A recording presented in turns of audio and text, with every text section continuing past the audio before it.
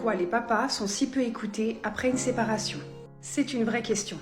Parce qu'en réalité, personne ne s'attend à ce qu'un père souffre. Un père, on attend de lui qu'il assure, qu'il reste debout, qu'il paye, qu'il ne se plaigne pas, qu'il parte sans faire d'histoire. Mais qui écoute ce qu'il ressent, lui? Quand un couple se sépare, on pense tout de suite à la mère. Et souvent c'est justifié. Elle peut vivre un choc énorme, une douleur intense. Mais le père aussi, il perd quelque chose. Il perd une maison, une routine, du temps avec ses enfants. Et parfois il perd même le droit d'exister dans la vie de ses gosses. Mais on lui dit quoi? Fais pas d'histoire. Paye ta pension. C'est la justice, c'est comme ça. Et quand il pleure, on le traite de faible. Quand il se bat, on le traite de violent. Quand il lâche, on dit qu'il abandonne. Mais personne ne voit que derrière le silence d'un père, il y a un cœur en miettes. Les papas ont aussi besoin d'être écoutés.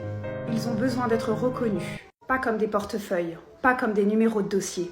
Comme des pères, comme des hommes et surtout comme des humains.